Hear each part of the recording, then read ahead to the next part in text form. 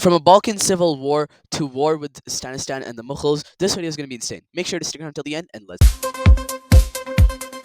come back, everybody. So today we are going to be beginning in the Balkans, as you saw in the intro, and it is going to be the final end of their civil war. So the last videos were very pre-recorded for like 2 weeks, so I might get a little bit of lore wrong. I might have forgotten a little bit of things, but it's okay. I caught up. So last time these guys got way bigger. So today we are going to finally have the war once again, except this time Rome is gonna get involved. So these two, they're obviously their own thing. They're Romanians in the south, these guys in the north. However, now Rome is finally sick of all this, and they are going to completely pull out of Balkans, completely kicking the Balkans out of the alliance, and instead declaring war, launching a peacekeeping mission, peacekeeping air quotations, into the Balkans, which is going to start with the end of the Balkan capital, as it's going to quickly be captured, and quickly um, connecting that up with Albania, and then beginning to move throughout the rest of the Balkans, quickly reaching up till here, and that's where Rome is going to start chilling a little bit. Over here, Romania is going to continue their push, eventually actually getting up all the way over here and completely destroying everything. However, not only that, but this thing now completely cut off is going to start having basically no resources and actually be jumped. Basically, yeah, literally just jumped by these guys and completely obliterated. The people are also going to be really mad, so they're not really even going to try to resist this, leading to the fall of that thing. Meanwhile, these guys, I'm pretty sure these guys are red team puppets. These guys are rebels that wanted a bigger, better Romania, right? Yes, I am pretty sure. I am pretty sure. Um, quickly, Romania is going to see fall of their northern allies, who are going to get completely pushed back by the military, which is now going to assume complete control of Balkans as the royal family flees and the military general becomes in charge of the Balkan state. That is going to lead to some more rebel groups, specifically in the north, just here and there. And quickly, the Romanians are going to start connecting up with those guys as well. Quickly, negotiations are going to begin, and Balkania is actually going to be completely wiped out. Now, in the south, in the south. Now, Rome is getting insanely scared, and they did not want these guys to have coastline. And so, as these guys get all the way over here, liberating a bunch of territory, grabbing up this, the military general actually surrenders, joins these guys, and that leads to Rome getting scared, which is going to then be followed by the Romans quickly actually cutting these guys off, defeating the last few soldiers still fighting on the side of the Balkans, and capturing the coastline, cutting these guys off from the world's oceans.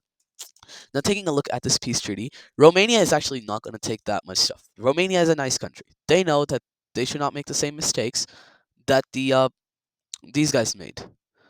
So they're going to what happened? Okay, so they're not gonna actually take that much stuff. Firstly, let's give the Romans their stuff. These greedy kids, these greedy little monkeys, they're gonna get so much stuff. These kids are so greedy, bro. They really took all of the coastline. So first things first, they're gonna get this stuff. I don't like the Romans anymore. In the series, in the series, they're gonna basically hug the coastline, but still, bro. Really taking all of this coastline is absolutely crazy. They probably could have had like very good relations with the Romanians.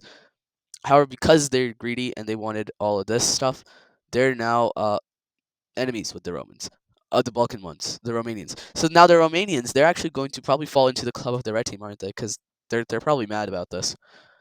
So quickly after all this, the Romanians are going to learn from the mistakes of the Balkans. They're going to realize that maybe we shouldn't try to like force all the nationalities living here into one thing. Because like just south of the border, look at how many kingdoms there are. Just south. And so they're going to do what they think is the best, and they're going to give themselves the Romanian majority regions of the state.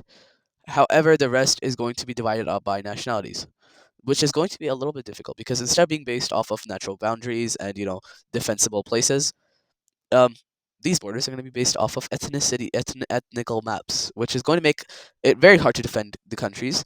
So quickly, first things first, the second largest ethnicity in here, other than the Romanians, that being the Balkans themselves, they're going to grab their stuff. What? Oops. They're going to get what they needed. Firstly, these guys are going to get their stuff. Yeah, they're going to grab up their thing, right? So they're gonna be that thing. These guys, they're gonna capture this, and this thing is gonna be its own state. This thing is gonna be its own state. So now, let's get some colors going. So Romania is actually gonna assume successor state of the Balkan. Actually, no, these guys are the successor state. Romania is its own thing. So those guys are the successor state. Romania, I feel like just darker version of that color should work for them. Yep, that makes sense. These guys can be the lighter version of that color. Lighter version, yep. So they also get, their independence is secure also. Then I think that same color in a different, that same shade in a different color for the other north, and then the darker version of that for, yeah. Okay, so these are the new countries in the Balkans, and the Balkans are no longer united. They're now completely separated from each other. However, this is probably not the end of the Balkan civil wars because even Romania doesn't have complete control over their country. Like there's still some rebels every here and there. With that though, we can now move on to the second thing that's going to happen in this episode. That will be a short little clash between the Mughals and the Stanistanis. Basically, Stanistan, there's a little skirmish that happens. Basically, a notorious criminal tries to escape into Stanistan from this Mughal thing, and Sasan and the Mongols are like, they have to catch this guy because what he does is basically over here. Some people basically in here. There's a lot of pro in this no pro these guys things like over here near the border, and one of them kind of tries to start a little rebel thing, and they get pretty far out technically. Like that's pretty big for a small rebel thing. However, it is quickly crushed by the Mongols, and that guy quickly flees into Stanistan because this border is completely shut down. So quickly he flees and eventually ends up in this little small town. Now, the Mughals completely, the small Mughal town over here, the Indus Mughal thing, they completely shut down all of its borders, but so does the Persians and the Stanistanis. Which also means the Stanistanis don't actually allow the Mughals to get in here, though, also because they kind of don't like the Mughals that much, which makes the Mughals forcibly actually go in here, and they're going to quickly cut off this town, making sure he can't run away, and eventually they do catch him. However, that makes the Stanistanis very mad, and after they tell the Mughals to leave, which the Mughals do not. Kind of still sour from their defeat and losing at the homeland. And so, they're going to actually launch a complete invasion. Quickly, Mughals emerge, and they quickly begin capturing the entirety of the outskirts of this little Mughal colony, which, at first might not be that bad, because, these guys really neglect it. That's until you realize that a lot of their military research and like secret institutions and where they like build their barracks and stuff is at the center of this place because it's very, very isolated. And so they're getting scared now. All our research might actually get stolen. And in terms of technology, these guys are pretty ahead of the rest of the Stanistan countries. And even like in their region, they're pretty ahead. So this is scary. Already, they start putting up their new technologies. And one of these that is now going to become mainstream is cannons. Cannons? Yeah, cannons. Catapults basically powered by gunpowder. That's going to be scary. That is very scary, actually. And so, yeah. Actually, no, I feel like that's way too technologically ahead. I think um your armor, they're just gonna find new strong types of armors, which is already gonna make it hard for the Mughals. How these guys are just gonna have better technology, and eventually the Mughals are gonna start getting their numbers lower, and so they're gonna make a little dash for the center over here, which is gonna get somewhat far. However, then it's gonna be pushed back and back until the Mughals are eventually wiped. My alarm rang. 1 minute. Okay. Anyways, so other than that, these guys are also gonna push back over here, and from there they're gonna quickly move it through, and they're going to burn the capital down. And that's going to be basically the end of this war. However, this war is going to do something. The introduction of that new armor is quickly going to go everywhere, and now the world has iron armor.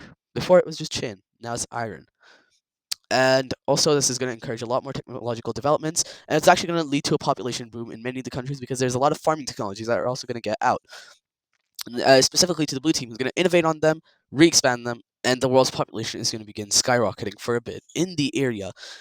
Now, the blue team themselves are also going to do something. They're going to launch a little bit of a boating adventure, and that's going to end up over there in Australia. What is that? Is that a part of Australia in real life? The what is that? That looks disgusting. I'm just gonna erase that and pretend and hope it wasn't actually part of Australia in real life. Realistically, it was. How that's fine. they're gonna make a very they're gonna actually set off from over here. Then they're gonna come over here, refueling station, and they're gonna set off into Australia, where they're going to eventually land over here in this small little area, which they're going to quickly turn into a military base. And that is maybe that's gonna, maybe now we'll finally see Australia. But more importantly, a second expedition is going to go over here, where they're going to make another thing. This time being, uh, um, this time it's going to be like a little small, little outpost of the blue team again. However, the rest of this island is not going to be a small outpost. It is going to be a huge outpost, and it's going to be a huge outpost of. Okay, maybe we don't need to make it like that. Maybe it needs to be like this. Yeah, that looks slightly better. Um, they're going to get a little bit more stuff, and the rest of this island is going to begin deeply colonized by the Indonesians, and they're going to expand almost instantly into the island. They're going to expand all the way over here. Now, remember that population boom? That's going to actually become a little bit too much for the Indonesians, because their population was already booming because they need to fill out the workforce on all these islands, and now it's getting a little bit too much for them. Like, they need more land than they have. Saigon, same thing with them is going to start happening. However, they're very against expansions actually, so they're gonna be at a little crossroads. Meanwhile, the blue team is going to expand again in Myanmar because, I mean Burma, because their thing is, because remember, we can only use old country names. We can't use names that are being used right now. The blue team, they're gonna expand more this thing because they're also having population difficulties. So a lot of the world is actually having population difficulties, which is not at all good. However, I mean, I guess at least it's encouraging, stuff to happen. Meanwhile, over here, those population difficulties might actually reach a boiling point because the red team. Remember, they have these guys as their ally. They have actually that's it. First things first. Before we move on, these guys finally, the Ottomans are gonna finally get sick, and they're gonna go to the Rome. They're gonna go to Rome. They can actually visit a lot of places. They're gonna visit Crimea. They're gonna visit Rome, and they're gonna, most importantly, this is their leader, their king's trip. He goes to Crimea, goes to this place in Romania, goes to new Romanians to congratulate them, goes to this Roman ally, goes over here to these guys, goes to Carthage, goes to the Mamluks, goes all the way over here, and then finally goes to Rome, goes to France, then finally goes to Rome, and then back to Ottoman. In Rome, however, now this is all like obviously for diplomacy. In Rome, however, he gives Rome an ultimatum: either accept us now, or we're leaving the application process, because the Ottomans are sick of being used by the Romans as a military base without even getting any benefits of becoming a part of the alliance. And so finally, Rome, realizing that they need to step, they need to like condense this thing down, because they don't want that much stuff outside of their empire, because it may lead to even more war. And so I think these are the only guys that are part of the Roman Empire, right? Right? Oh, and Israel. Not Israel. What?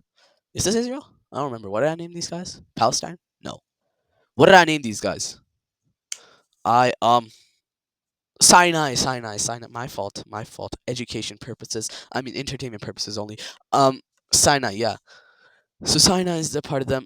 But basically, the red team also gives the Ottomans an ultimatum. They're like, "Boy, we are going to sanction you into the ground." And the Ottomans are like, "We don't care. Rome, do you want us or not?" And Rome's like, "Let me think about it." No. And that's going to become very bad for the Ottomans. However, Rome is going to quickly realize that they might actually need them, because the red team, in process of all of this confusion, actually has a little border clash with these guys, which is going to lead to tensions bubbling over, and the red team invasion of Iberia. Quickly, the borders bust completely. Rome and all the defenses it put up against the red team in Iberia fail. Red team bursts through, completely destroying anything in its path. And Rome's reinforcements quickly arrive. Rome is also going to make a small little landing over here, capturing this and sending a pretty dark message to the red team as they captured the north of the Strait of Gibraltar. They also captured the south, cutting a lot of trade. Because remember, the red team, they set out like this, but also a lot of other countries go through the Mediterranean, through the Strait of Gibraltar, and then go around Africa. So that basically just shuts down every country in the Mediterranean, because the red team has a little thing. Basically, if their ports are destroyed, this is like their ultimatum to the world. If one of their ports are destroyed or attacked, in condolences and for security reasons, their strategy, and also kind of a way to make the rest of the world help them a little bit, is they will shut down all of their other major ports, major like gateways, which includes the Sinai, which is now completely shut down. It also includes the port over here, ports over here, most importantly, ports over here. Basically shutting down the entire world's trade outside of the Mediterranean. Like no one is getting into or outside of the Mediterranean now. No one. Since all these ports over here are the major ports are the only ports actually over here, and the only way to get into the Mediterranean left after the Strait of Gibraltar and Sinai are closed, that is going to mean that with them being closed, there's absolutely no way to get in or out of here. Except for, I guess, taking a little ship from Crimea into here, going into the Ottomans, getting through the extremely tough border patrol, and then going all the way through the Red Team. Either way, trade is basically de facto shut down for the entire world. And the Blue Team is insanely upset because 70% of their economy relies on trade, right? Now, out of their economy, out of their trade, they do 10% with Africa. They do 60% with like India and Asia. They do okay. Hold up, that might actually be a little bit too much. They do 10% with Africa. No, that's way too much. They do like 5% with Africa, 10% with Asia, like East Asia. They do 30% with India, so that is all the Indian stuff. So that is 45. Then they do probably they do like 40% with Mediterranean. So 45, yeah, and then 5% with probably Stanistan, right? 40% of their trade just got shut down. That is going to be a massive amount of damage to their economy. Precisely, if we do 0.4 times 70, that is 28. So 100% minus 28. So they are now functioning at 72% uh of their normal economy. That's gonna hurt in the morning. That is gonna hurt in the morning a lot. And so they're gonna go into Rome. They're gonna be like, end this or we will end you. And Rome is gonna be like, fine. But only on the condition that the red team pulls out too. Red team not wanting the trade to be shut down either also pulls out. And at the end of the day, tensions are finally after bubbling over, kind of like how water in a glass bubbles over and then like a lot of it falls down and then it stabilizes for a while. That's basically what's happened. Actually, I have no idea if that's true or not. I might have made that up. But basically, that is what's happened here. And basically now, relations are a little bit more smooth. These guys are actually talking to each other. However, more importantly, Rome is no longer playing around. They just got absolutely crushed. And so they're going to go into the Ottomans. They're going to give the Ottomans a deal. They're basically, first of all, they're going to say sorry because they what they did with the Ottomans was not good, man. Not good at all. Um, in other words, though, they're going to basically make the Ottomans a full part of their alliance, and that's gonna hit hard for the red team. I said it. That's gonna hit real hard, actually. Uh, that's not good. Red team's gonna make their own global alliance, though. Finally, after so much time of waiting, they're finally going to go and develop the United Nations. Not actually their global alliance. Basically, every country is invited to join it, and it's like a global peace. It's the same as the UN works in our day. Headed by red team, blue team. Shanghai is not giving a thing on there. Red team, blue team, and that's it. However, blue team tells red team to basically put Rome in it because that's unfair. However, red team denies that, so now Rome is going to be even more mad. Red team, blue team, Mughals, I feel like, yeah, Mughals are in it, kinda. Not, yeah, it's headed by the red team and the blue team, basically. Everyone has equal power, but the red team and blue team, they have more power, right? So yeah, it's not good, but it's something. Every country gets to like share. Uh, yeah. With that, I hope you guys enjoyed this video. Make sure to like and subscribe, and I'll see you next time.